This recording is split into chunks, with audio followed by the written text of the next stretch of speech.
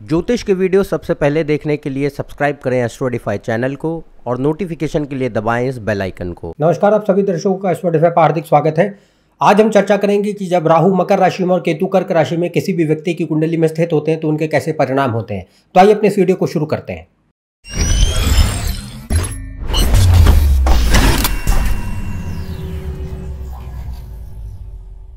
यदि आप मुझसे कंसल्टेशन लेना चाहते हैं तो ऊपर दिए हुए वेबसाइट पर जा सकते हैं, इसका लिंक डिस्क्रिप्शन में दिया हुआ है। तो आज हम जान रहे हैं कि राहु यदि मकर में हो और केतु यदि कर्क राशि में स्थित हो किसी भी व्यक्ति की कुंडली में तो उनके किस प्रकार के परिणाम रह सकते हैं, और इनको हम एक सीक्वेंस में चर्चा करेंगे। आगे बढ़ने से पहले कुछ महत्वपूर्ण बातें हैं जिनको हम स्पष्ट कर देना चाहते हैं।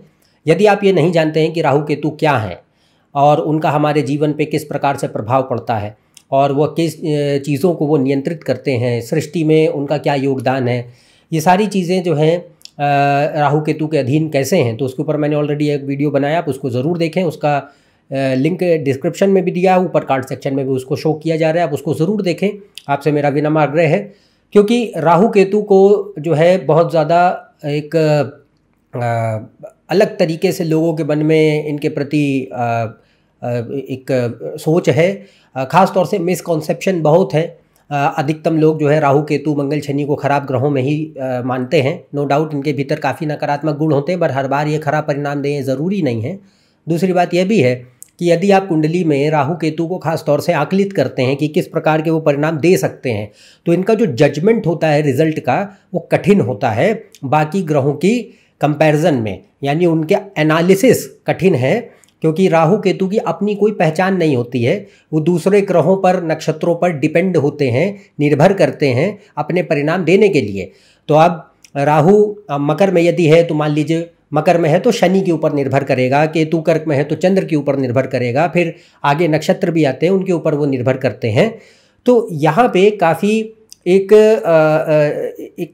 संवेदनशील स्थिति बन जाती है जब हम राहु और केतु को कुंडली में परिणामों के लिए आकलित करते हैं। तो वो बहुत ही सूझबूझ के साथ सटीकता से हो सके उसके लिए आपको उनके व्यवहार को समझना ज़रूरी है। तो इसलिए आपको वो वीडियो देखना चाहिए, ये मेरा आपसे आग्रह है। अब यहाँ हम जिस तरीके से बात करेंगे उसमें दो जो है केस लिए जाएंगे और दोनों मेन केसेस में दो सब केस होंगे। पहली कंडीशन ये है कि यदि राहु कुंडली में केतु से ज़्यादा ताकतवर है तो वो किस प्रकार के परिणाम होंगे, और उसमें दो सब कैटेगरी की, यदि राहु अच्छा है तो कैसे परिणाम है, खराब है तो कैसे परिणाम है। दूसरा केस जो होगा वो है कि केतु यदि राहु से ज़्यादा ताकतवर है तो किस प्रकार के परिणाम है। उसमें भी दो केस होंगे, यदि केतु शुभ है तो कैसे परिणाम, अच्छे है तो कैसे खराब है तो कैसे परिणाम। तो ये बातें देखेंगे। तो यहाँ पे जैसा कि मैंने पहले भी वीडियोज़ में बताया है कि राहु केतु हमेशा आमने सामने तो होते हैं, पर इनमें से कोई एक ग्रह कुंडली में दूसरे की तुलना में अधिक शक्तिशाली होगा, भले ही थोड़ा बहुत हो पर होगा, और जो भी अधिक शक्तिशाली होगा वह दूसरा ग्रह जो उससे कम शक्तिशाली उसके अधीन रह के अपने परिणाम देता है।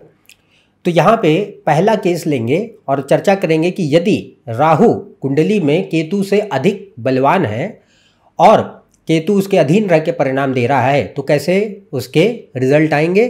पहला इसमें सब केस लेंगे कि यदि राहु शुभ है, यानी कुंडली में चंद्रमा, मंगल, शनि, चंद्रमा और लग्न के स्वामी तीन ग्रहों की स्थितियां शुभ हैं, क्योंकि राहु इस मकर राशि में शनि के ऊपर पूर्णतया निर्भर होता है। हालांकि मकर राशि राहु के लिए शुभ राशि है, एक पृथ्वी तत्व की राशि है, तो राहु पृथ्वी तत्व की राशियों में काफ़ी अच्छा व्यवहार करता है।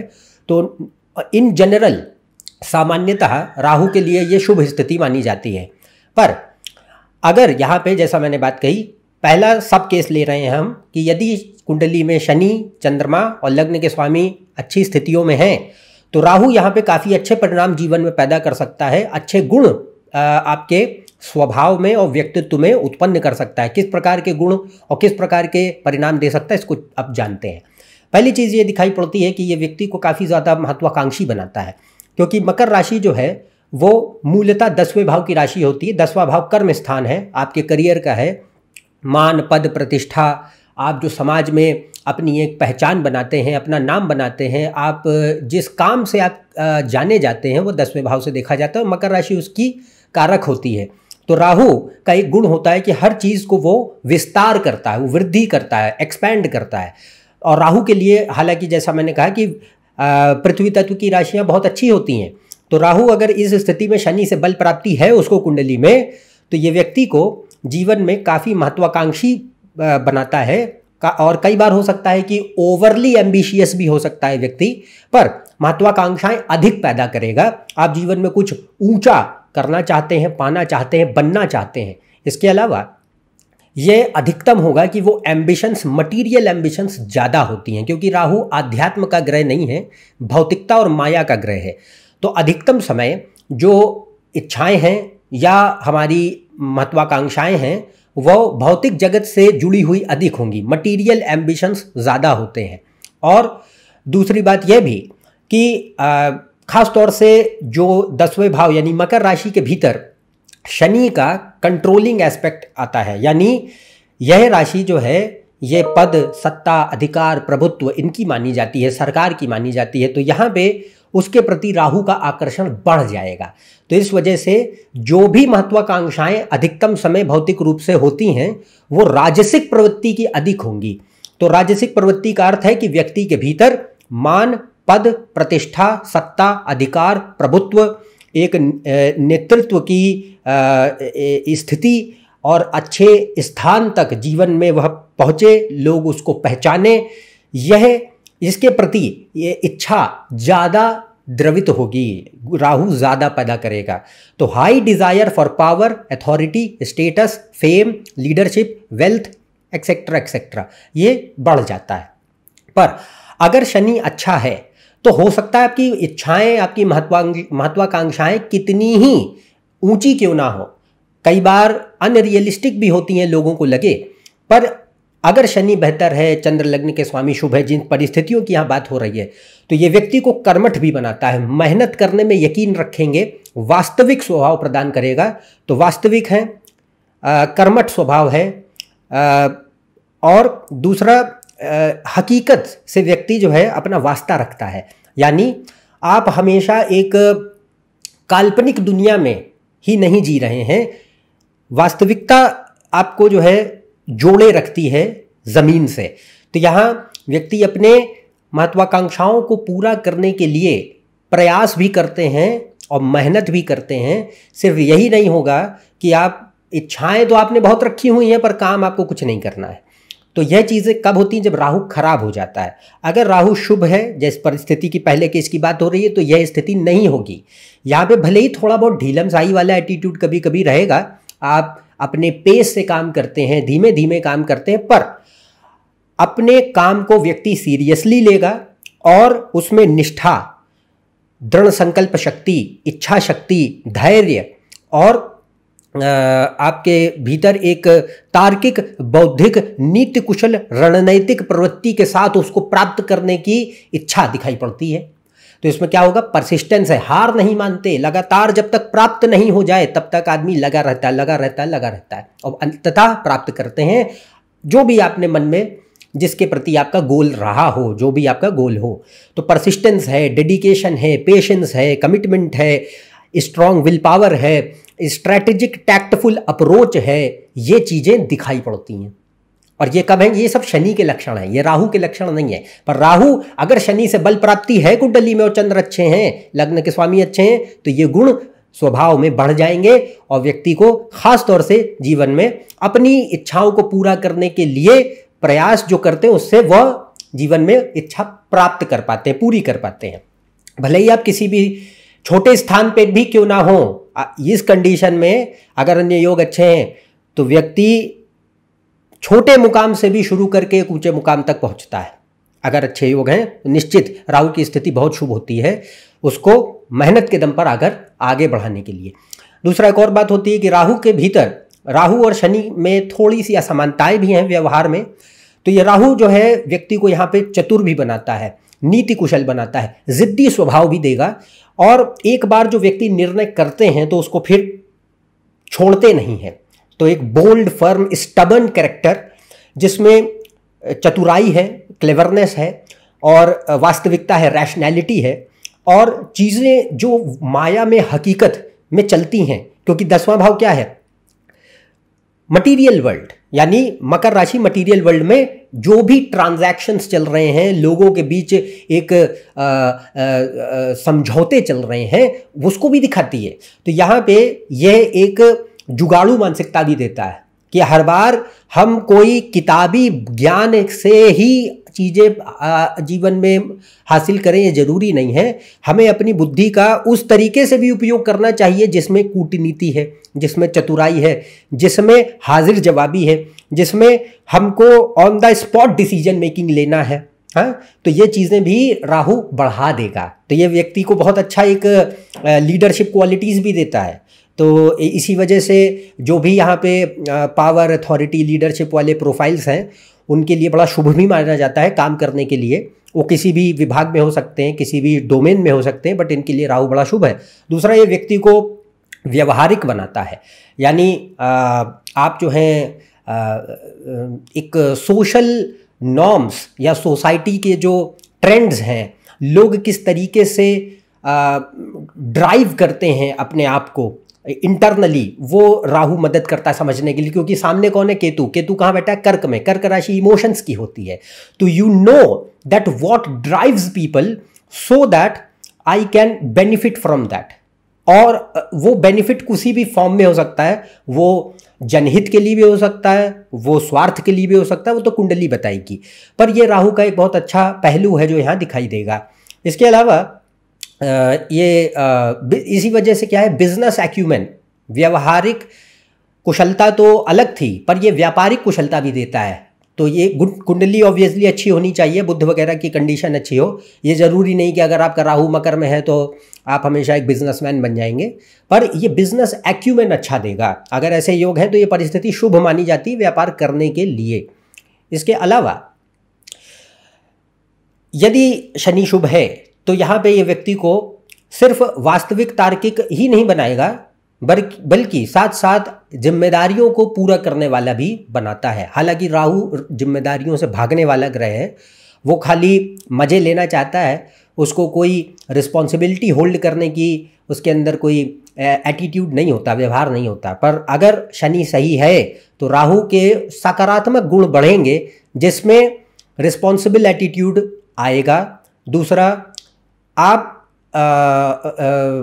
यानी कि जिम्मेदाराना एक व्यवहार है, वो एक है। दूसरा, साथ साथ अनुशासन जो है जीवन में लागू कर सकें, उसके प्रति भी रुझान पैदा हो। तो डिसिप्लिन्ड ऑर्गेनाइज्ड बिहेवियर, तो अनुशासन और व्यवस्थापूर्ण एक व्यक्तित्व का निर्माण करने में मदद करता है। हाँ, राहु क्योंकि आलस्य का ग्रह है, तो कुछ न कुछ आप धीमे पेस से करें या कोई अपने हिसाब से करें।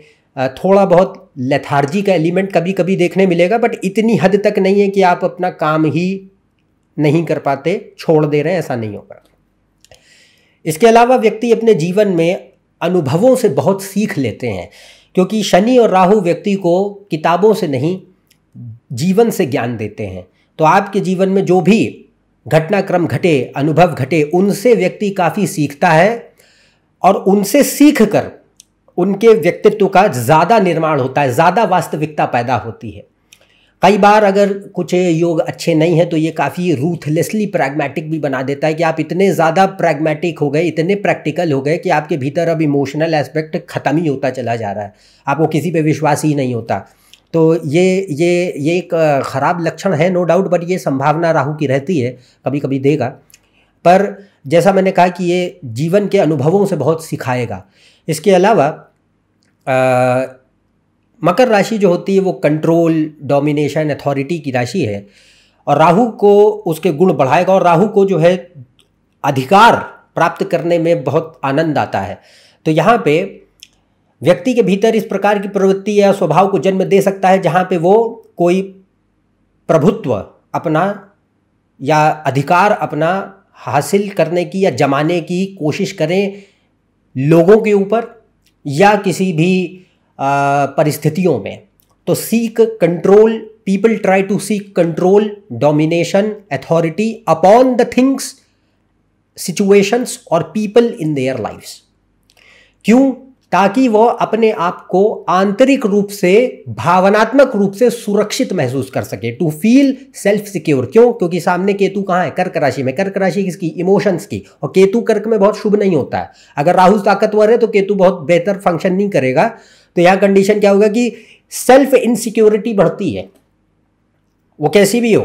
तो यहाँ पे सेल्फ इनसिक्योरिटी बढ़ती है, इमोशनल नेग्लेक्शन दिखाई पड़ता है कई बार, कि हो सकता है आप भावनाओं को अपनी ही, दूसरों की भावनाओं को समझे ना समझे, पर अपनी ही भावनाओं से एक वास्ता प्रॉपर तरीके से नहीं बन रहा, सही तरीके से नहीं बन रहा। तो इमोशनल नेग्लेक्शन है, इमोशनल कन्फ्यूजन है, इमोशनल डिनायल है, सेल्फ डिसेप्शन है, ये चीज़ें बढ़ती हैं।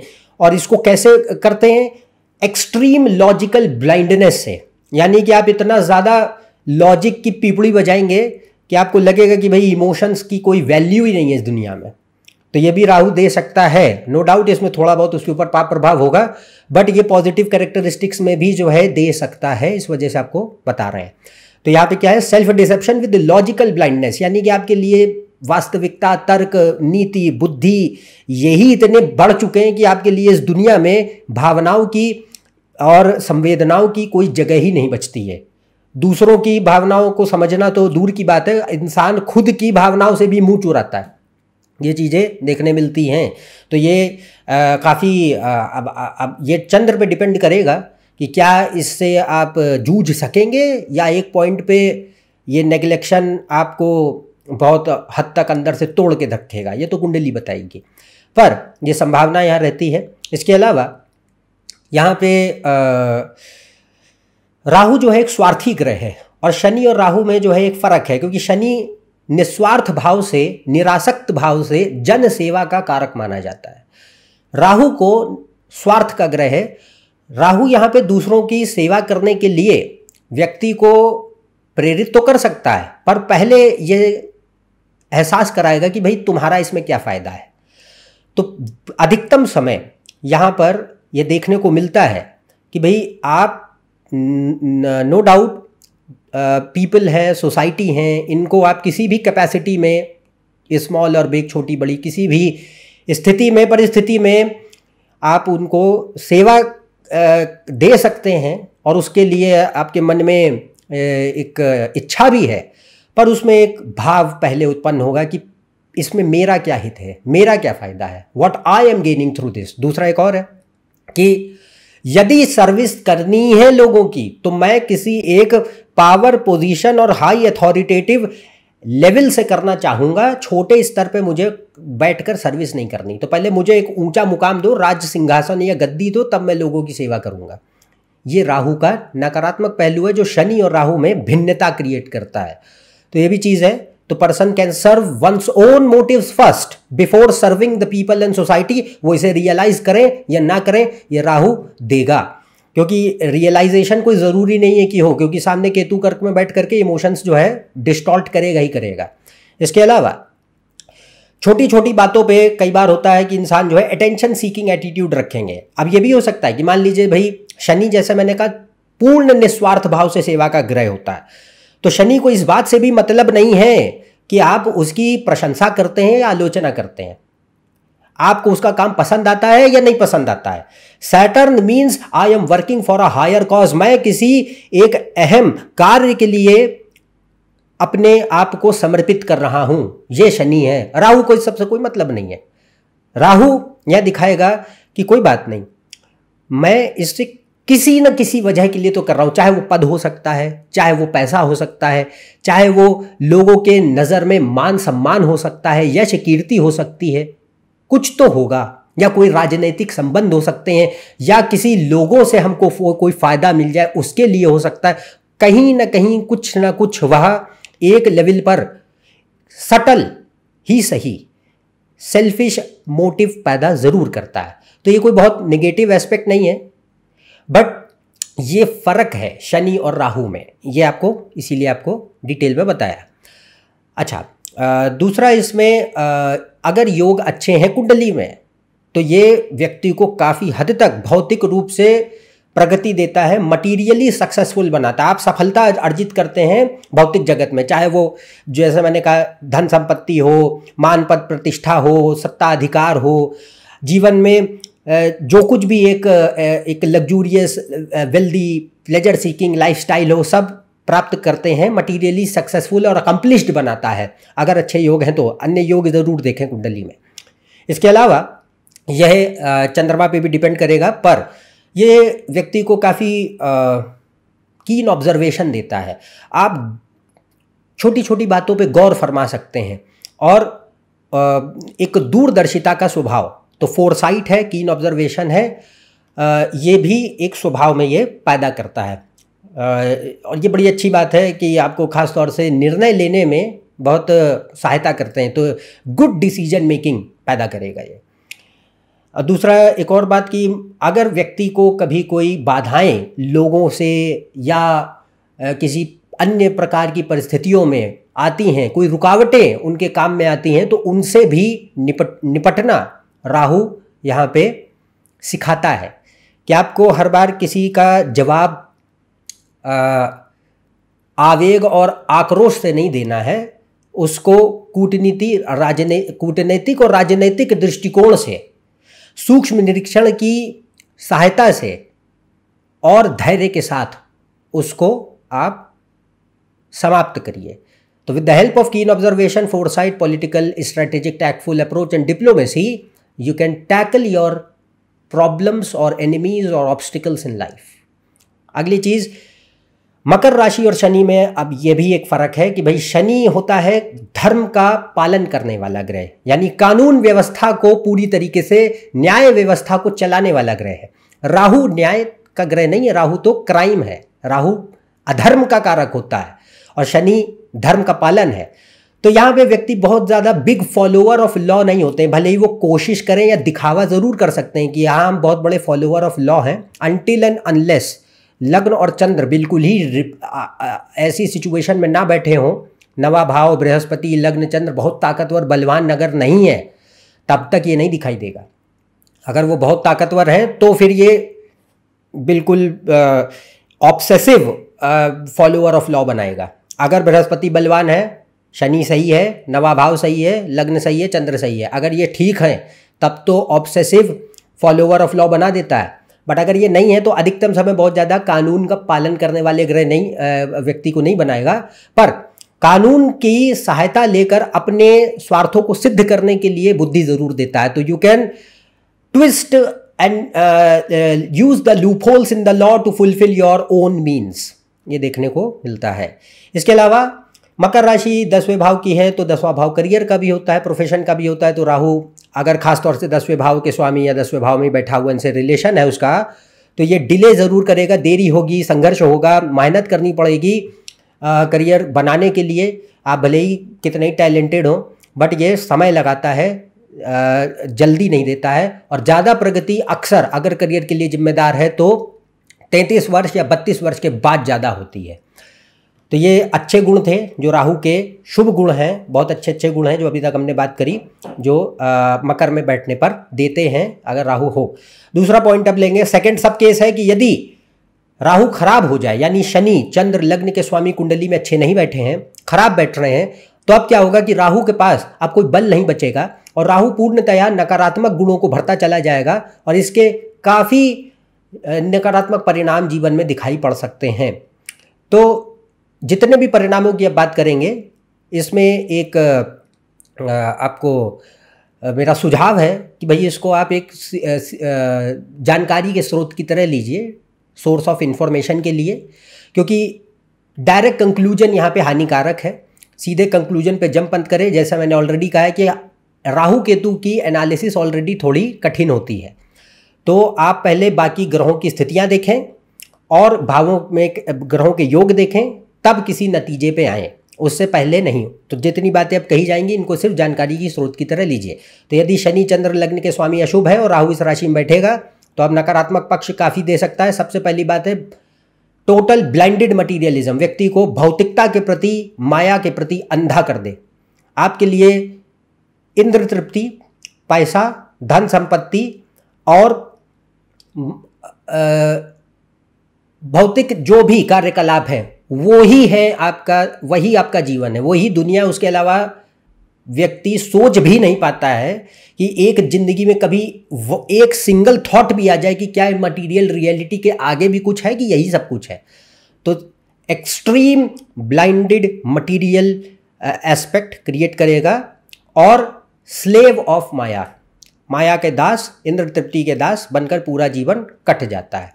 लेश मात्र भी कभी मन में विचार आ जाए कि क्या अध्यात्म नाम की कोई चीज़ है, क्या इस भौतिक जगत में जो हम सुख ढूंढ रहे हैं, क्या इसमें चिरकालीन सुख प्राप्त होगा किसी चीज़ को प्राप्त करने से? इस तरीके की मेंटालिटी कभी जन्म नहीं लेगी।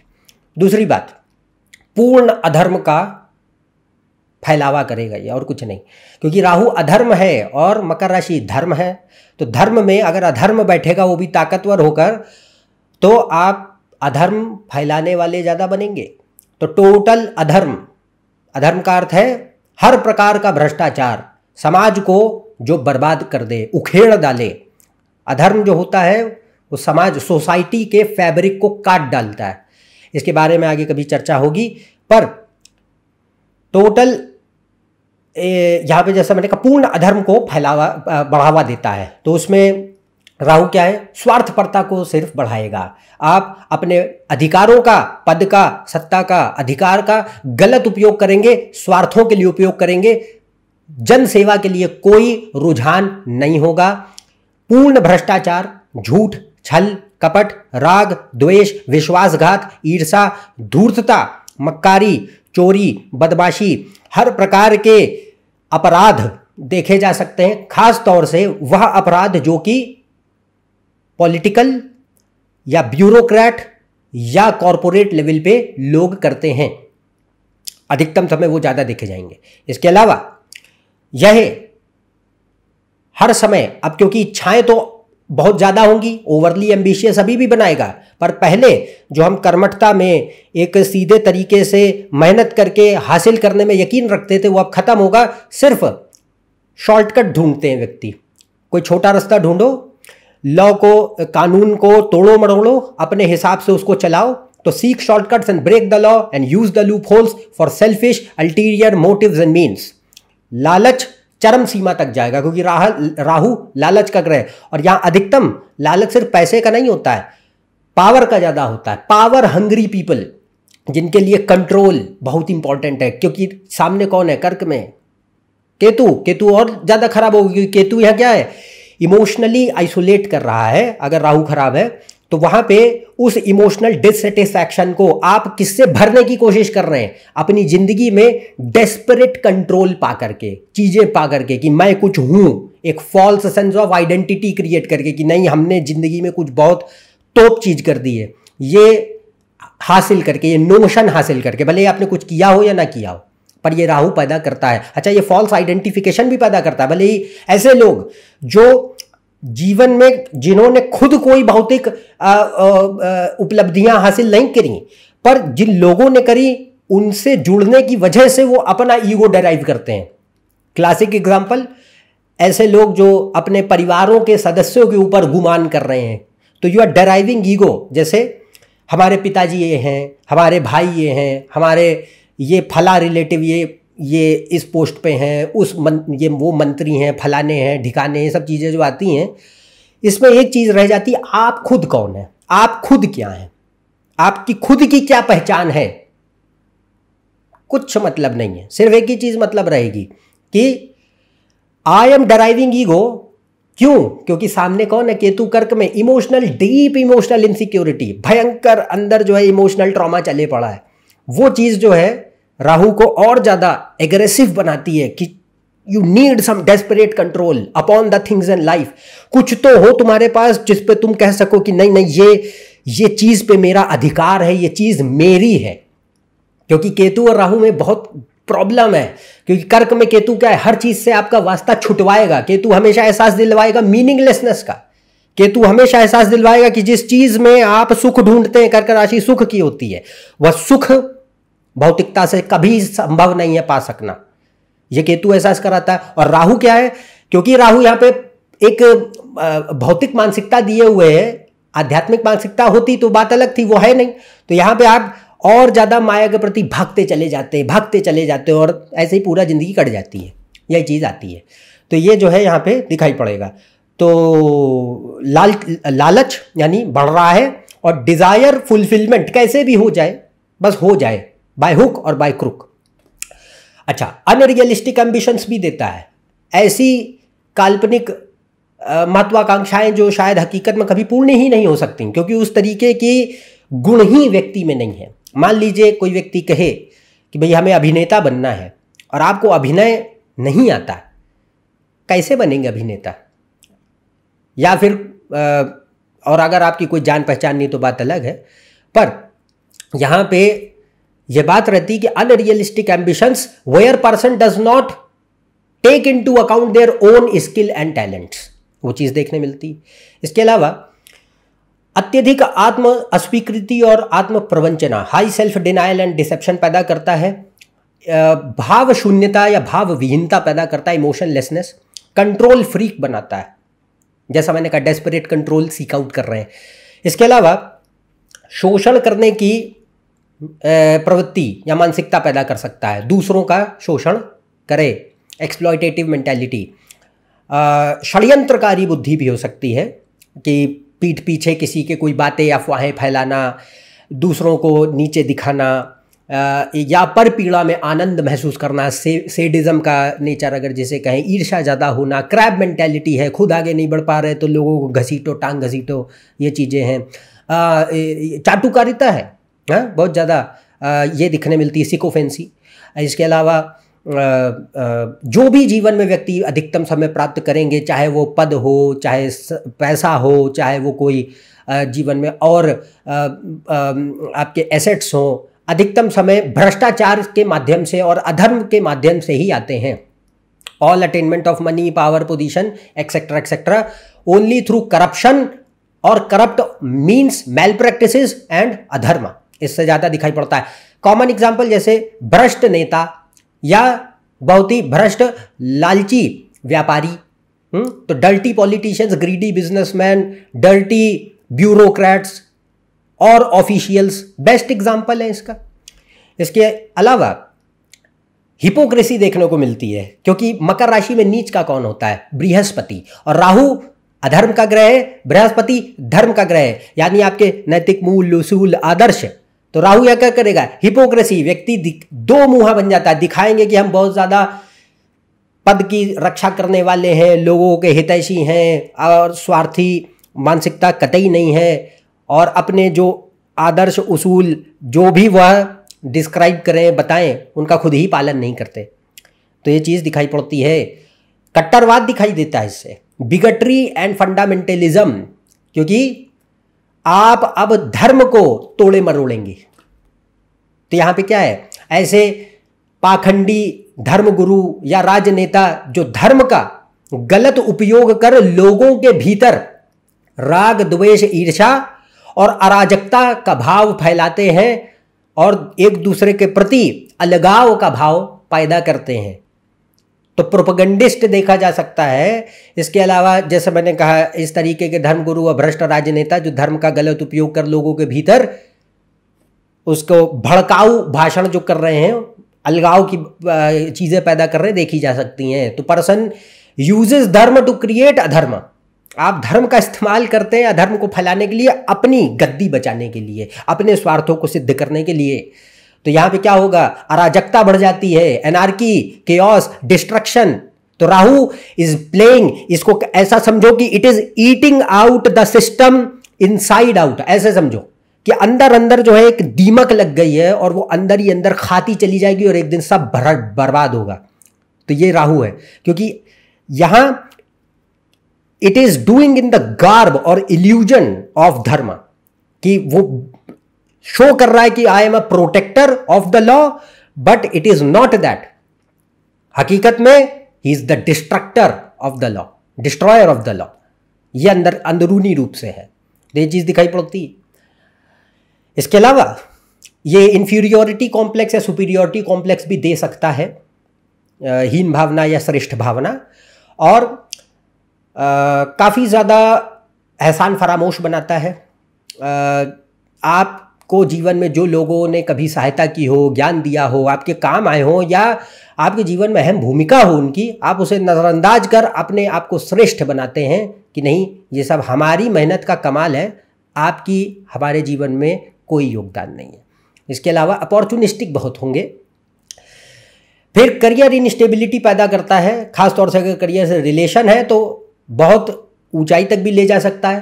पर अगर बृहस्पति नवे भाव अच्छे हैं, बेहतर हैं, मतलब इस कंडीशन में कि बहुत अच्छे होते तो ये सब चीज़ें नहीं होंगी, बट अगर जो है इस कंडीशन में है कि राहु को पलट लें, तो यहाँ पे जितने भी ये उल-जलूल काम किए जाएंगे ये एक पॉइंट पे आपको ख़त्म करेंगे। तो यहाँ पे करियर इनस्टेबिलिटी, सडन डाउनफॉल, एकदम से नीचे आना, लॉस ऑफ रेपुटेशन, नेम, मानहानि या सम्मान गिर जाए, स्कैंडल, स्कैम, कंट्रोवर्सी, किसी भी तरीके के, जैसा मैंने ऑलरेडी कहा, वाइट कॉलर क्राइम्स या अदर क्राइम्स ऑल्सो, दूसरे तरीके के क्राइम्स भी देखे जा सकते हैं। इसके लिए नो डाउट योग देखिए, फिर से कह रहा हूँ, कंक्लूजन पे एकदम से जंप नहीं करेंगे। और दूसरा, जैसा मैंने कहा कि अगर बृहस्पति और नवा भाव ठीक हैं तो पर्सन एक्सपोज हो जाएगा, अगर नहीं है मतलब पर्सन एक्सपोज हो जाएगा और जो भी चीज़ें थीं वो सब छूटेंगी, सब लूज करोगे, जो भी पाया था सब खत्म होगा एक पॉइंट पे। आप कितने ही ऊंचे चले जाइए, जीरो होगा ज़रूर अगर बृहस्पति नवे भाव ठीक है।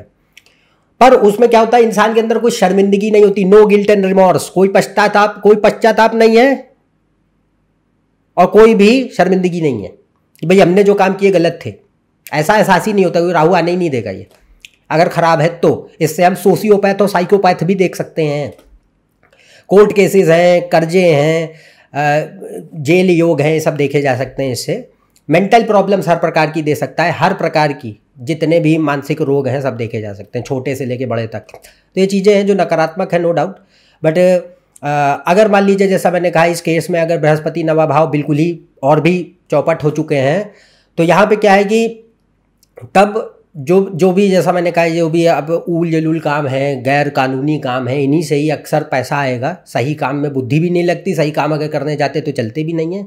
और दूसरा, इसमें गिल्ट रिमॉर्स तो अलग बात थी, वो तो रहने वाला नहीं है। पर उसमें जो एक्सपोजर की बात है, वो एक्सपोजर हो ना हो व्यक्ति कुछ फर्क नहीं पड़ता।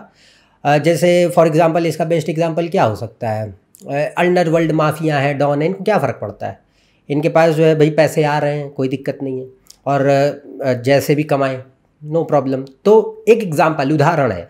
तो नो डाउट यहाँ पे हमने जो बातें कहीं वो काफ़ी नकारात्मक है, पर समाज में इस तरीके के लोग व्याप्त हैं, हम उससे मुंह नहीं फेर सकते। और ज्योतिष दर्पण है समाज का, वो दिखाने का प्रयास हर बार करेगा कि भाई क्या इस तरीके की प्रवृत्तियां व्यक्ति के भीतर आ रही हैं या नहीं आ रही हैं। तो फिर भी आपसे पुनः आग्रह है, प्रॉपर निष्कर्ष पे तब आइए जब आपने प्रॉपर एनालिसिस करा हो। तो जितनी जानकारी दी गई, इसको बस जानकारी की तरह लेंगे। अब अपने सेकंड केस पे आते हैं, वो ये है कि केतु यदि राहु से ज़्यादा बलवान हो जाए तो क्या परिणाम होंगे। तो अभी केतु अगर राहु से ताकतवर है, और इसमें पहला सब केस कि यदि चंद्र लग्न के स्वामी अच्छे हैं, क्योंकि चंद्रमा की राशि में है, और केतु के लिए कर्क राशि बहुत शुभ नहीं होती है, एक अनकंफर्टेबल साइन है, और इसमें चंद्रमा पे पूरी तरह डिपेंड होता है वो।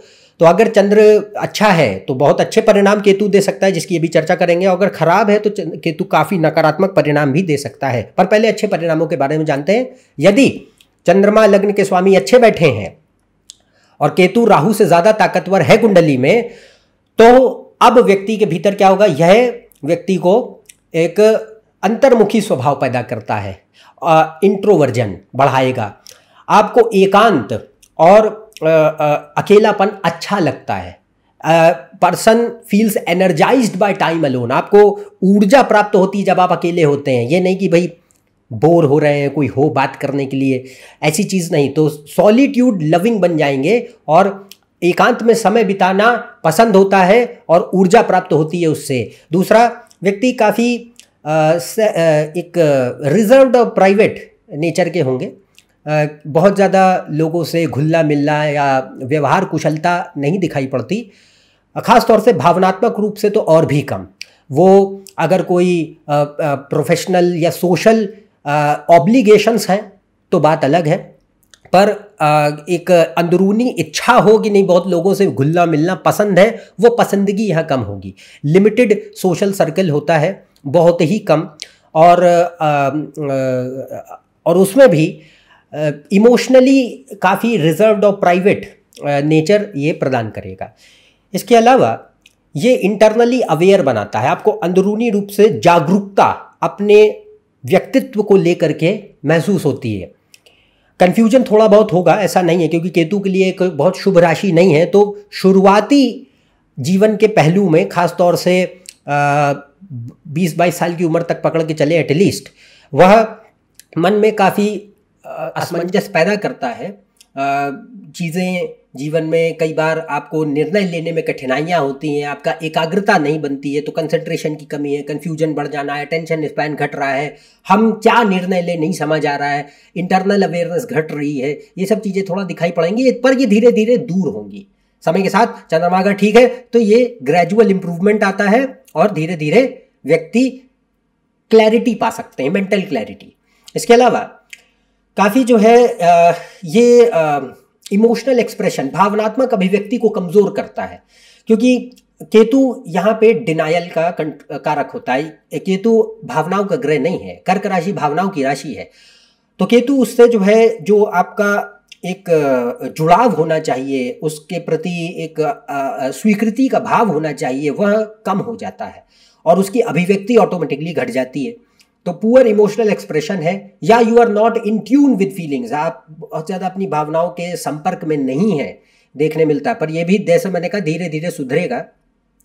इसके अलावा ये एक इंट्यूटिव पर्सनालिटी को जन्म देता है।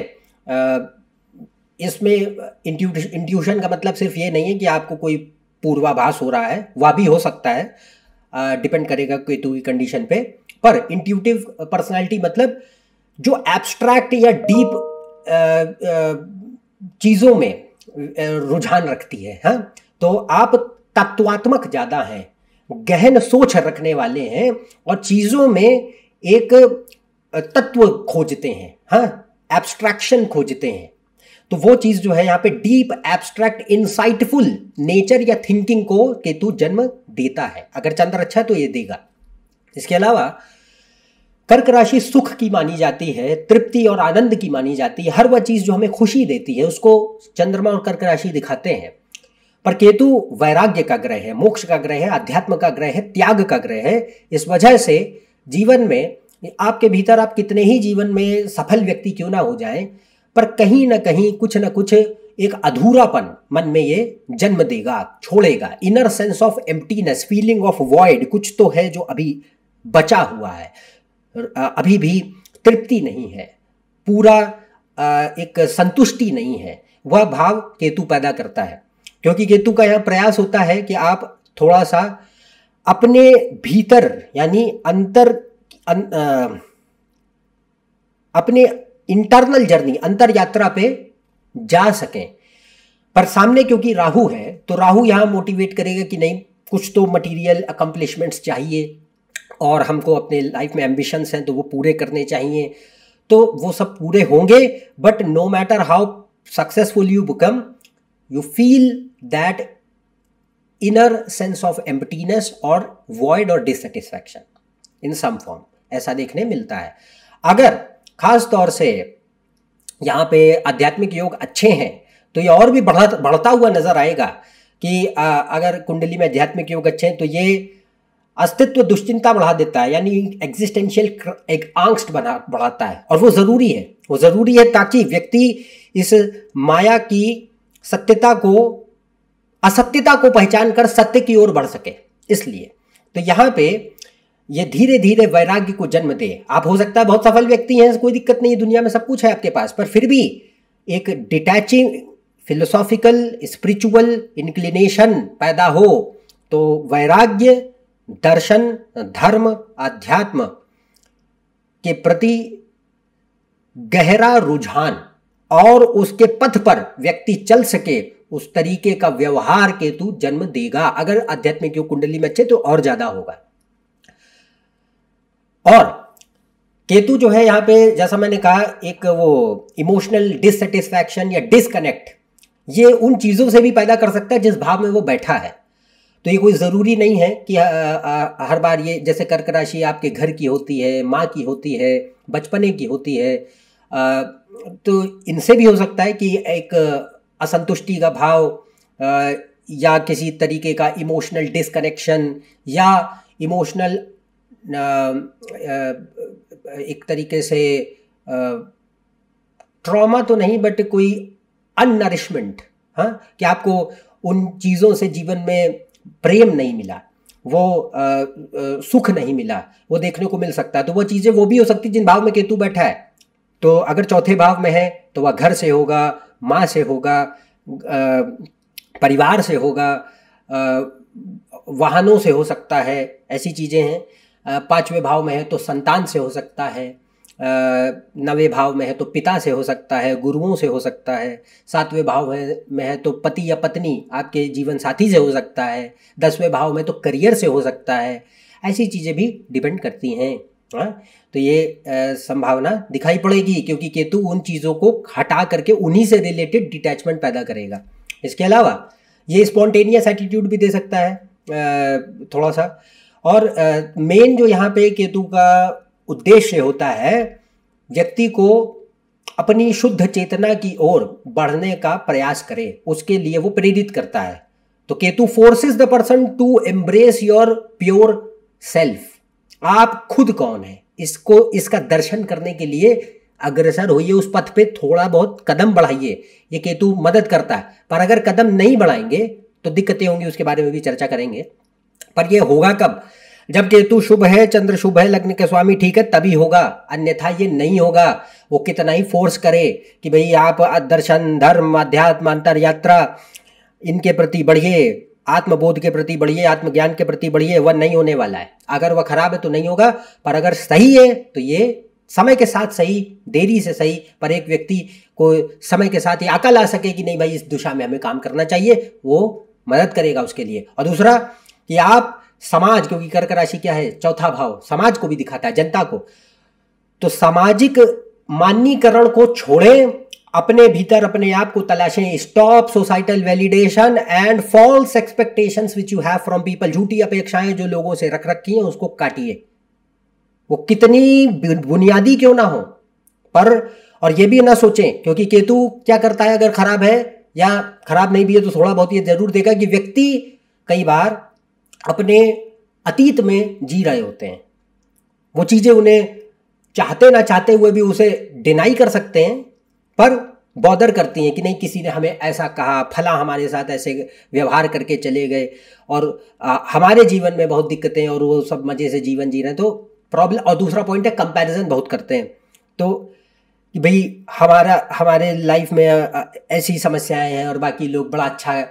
पॉइंट, पहली बात तो ये होती है कि केतु यहाँ पे ऐसा क्यों करता है, क्योंकि यह दिखाने का प्रयास है। अगर चंद्र अच्छा है तो ये दिखाने का प्रयास है, शनि अच्छा है तो ये दिखाने का प्रयास है कि भाई हर व्यक्ति का जीवन यूनिक है, अलग है। पहली बात तो तुलना करके कोई फायदा नहीं है। दूसरी बात कि यह कौन सी किताब में लिखा है कि आप किसी के लिए कुछ करेंगे तो बदले में आपको वही सेम चीज रिटर्न मिल जाएगी, कहीं नहीं लिखा है। तो यहां पे यह बात रहती है कि व्यक्ति को वह स्वीकृति की ओर बढ़ने के लिए मदद करता है ग्रेजुअली। तो ये उसका मुख्य उद्देश्य है, to embrace pure self and stop false expectations and societal validation from material world. तो क्या करना है, just accept, give and move forward. ये केतु का सबसे बेहतरीन परिणाम है जो यहां पे दिखाई देगा, अगर अच्छा है तो। अब बात करते हैं लास्ट केस कि केतु यदि खराब हो जाए, यानी चंद्रमा और लग्न के स्वामी अच्छे नहीं है, तो अब केतु बहुत ज्यादा नकारात्मक परिणाम दे सकता है, क्योंकि ऑलरेडी केतु के लिए एक बहुत अशुभ राशि है, बहुत अच्छी राशि नहीं है कर्क। तो यहाँ पे अगर चंद्रमा भी पीड़ित है, अच्छा नहीं है, या लग्न के स्वामी शुभ नहीं है, तो यहाँ केतु अब नकारात्मक व्यवहार करेगा।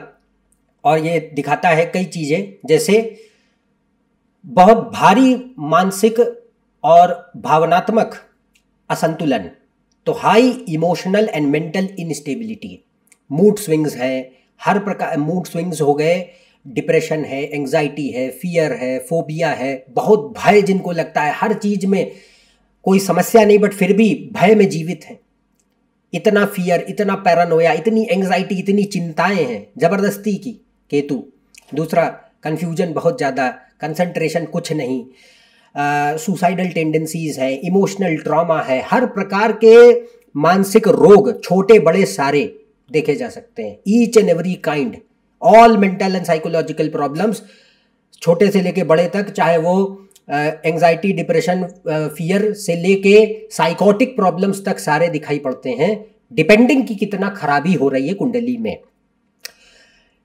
इमोशनल ट्रॉमा देता है, यानी भावनात्मक आघात, जो गहरी चोट मन पे और आपके मेनली मन पे और साइकी पे ज़्यादा इम्पैक्ट छोड़ जाए। अब्यूज़ देखा जा सकता है, किसी प्रकार का शोषण या किसी प्रकार का एक दुर्व्यवहार जो व्यक्ति के साथ कभी किया गया हो। इसके लिए नो डाउट योग देखिएगा, हर बार ये कंडीशन ज़रूरी नहीं की हो, पर अब्यूज़ ऑफ ऑल काइंड्स, चाहे वो फिज़िकल अब्यूज़ है, वर्बल अब्यूज़ है, सेक्सुअल अब्यूज़ है, इमोशनल अब्यूज़ है, सब देखने मिल सकते हैं।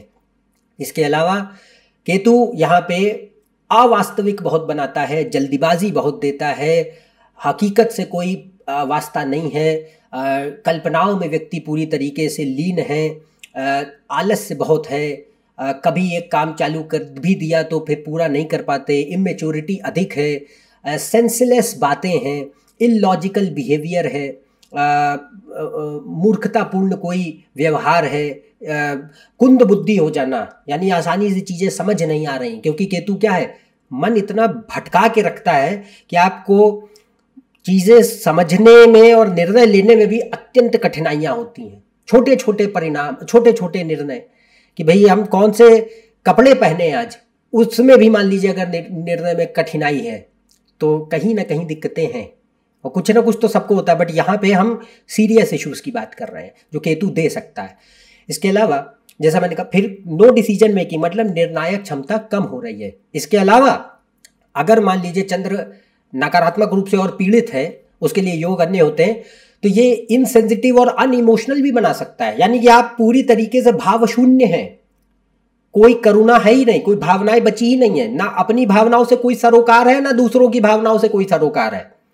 तो भाव विहीनता, भाव शून्यता, इनसेंसिटिव, अनइमोशनल बिहेवियर देखा जा सकता है। डिनायल और सेल्फ डिसेप्शन ये देते हैं, इससे भी हम, और दूसरा कर्क राशि सुख की होती है, तो यहाँ पे जैसा मैंने कहा मानसिक अशांति बहुत भारी स्तर पर दिखाई दे और कोई सुख नहीं, आप जीवन में कितने ही सफल हो जाए सुख नहीं होगा, ये पक्की बात है, कुछ भी हो सुख नहीं देता है। और खासतौर से अगर चंद्र पीड़ित है तो पक्की बात नहीं होने वाला है, क्योंकि यहाँ पे अगर चंद्रमा खराब हुआ और केतु इस राशि में है, तो मैंने ऑलरेडी एक वीडियो बनाया है कमजोर चंद्र के लक्षण और उपाय के ऊपर, जितने भी कमजोर चंद्र के लक्षण सारे दिखाई देंगे ज़्यादातर। तो यहाँ पे कोई सुख नहीं, कोई मानसिक शांति नहीं, अशांति बढ़ जाती है, इनएबिलिटी टू फील प्लेजर, सुख का एक अनुभूति हो वो होना बंद हो जाएगी, भारी एक उन्माद या निराशा या हताशा का भाव जन्म ले, और असंतुष्टि पैदा हो, इमोशनल शेयर इमोशनल डिससेटिस्फैक्शन, खराब संबंध है माँ से या परिवार के सदस्यों से, या खराब बचपन बीता है देखा जा सकता है। और जिन भी भावों में मान लीजिए जैसे केतु बैठा तो उस रिलेशन से भी इफेक्ट दे सकता है, जैसे मैंने कहा तीसरे भाव में भाई बहनों के साथ, नौवें भाव पिता या गुरु, पांचवा भाव संतान, सातवां भाव जीवन साथी, चौथा भाव माँ, ये चीज़ें देखने मिल सकती हैं। बट इन जनरल क्योंकि चंद्रमा और कर्क माँ के कारक हैं, तो माँ से कोई समस्या या माँ को कोई समस्या देखने मिल सकती है। तो माँ या तो बहुत कम उम्र में ना रही हों आपके, और या छोड़ के चली गई हों, या कोई और भी इश्यूज़ कभी माँ के साथ रहे हों, ये चीज़ें देखने मिल सकती हैं। या ओवर प्रोटेक्टिव मदर भी हैं जिन्होंने आपकी पर्सनालिटी को टोटली बर्बाद कर डाला है, अनइंटेंशनली ही सही देखने मिल सकता है।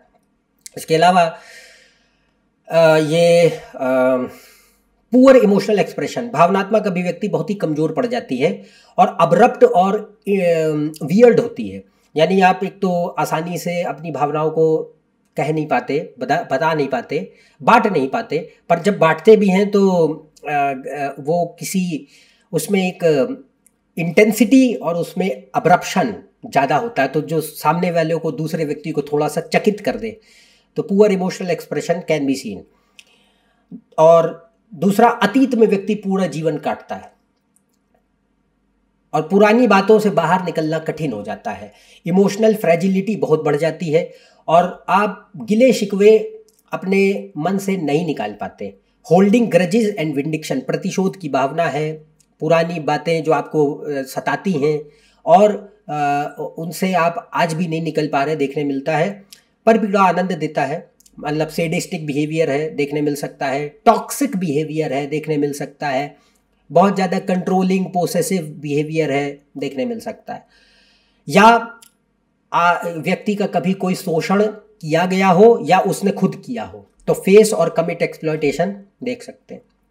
योग देखेंगे तभी इसको नतीजे पे आइए। इसके अलावा कर्क राशि आपके वाहनों की होती है, संपत्तियों की भी होती है। तो केतु अगर इसमें खासतौर से चौथे भाव में अशुभ है तो ये डिस्ट्रक्शन और loss of properties, assets and vehicles देगा।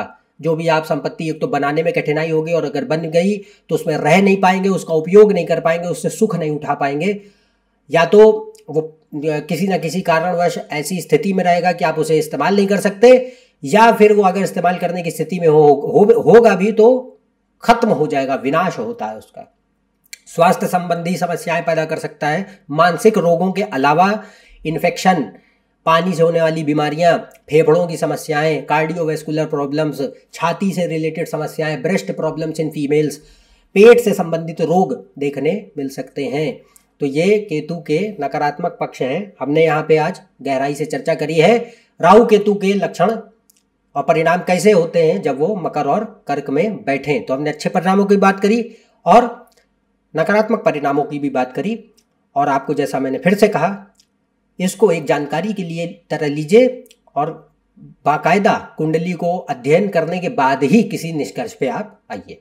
तो मेरे ख्याल से आप काफ़ी हद तक आज समझ पाए होंगे राहु केतु के बारे में इन राशियों में। तो यदि आप मेरे इस चैनल पर नए हैं, नीचे दिए हुए सब्सक्राइब बटन पर सब्सक्राइब कीजिए। ज़्यादा जानकारी के लिए आप मेरी वेबसाइट और फेसबुक पेज पर भी जा सकते हैं। अन्यथा हम आपसे अगले वीडियो में फिर से मिलेंगे। तब तक के लिए आज्ञा दें। नमस्कार और धन्यवाद।